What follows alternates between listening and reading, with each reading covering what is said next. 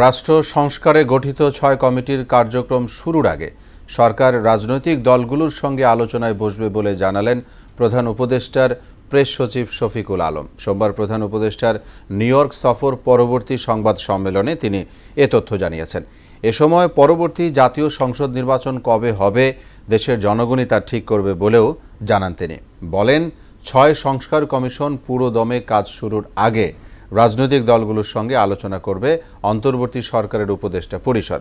সাংবাদিকদের প্রশ্নের জবাবে প্রেস সচিব আরও বলেন, ১৮ মাসের মধ্যে জাতীয় সংসদ নির্বাচনের বিষয়ে সেনাপ্রধান তার নিজের মতামত জানিয়েছেন। ডক্টর মোহাম্মদ ইউনূসের নির্বাচনে অংশ নেওয়ার সম্ভাবনা নেই বলেও জানান তিনি।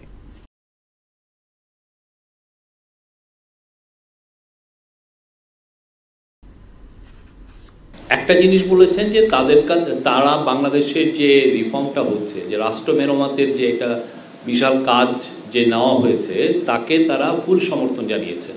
সবাই বলেছেন এই গভর্নমেন্টের সাথে, এই গভর্নমেন্টকে তারা সাপোর্ট করেন এবং এর সাথে তারা এই ইন্টারিম গভর্নমেন্টের সাথে তারা কাজ করতে ইচ্ছুক।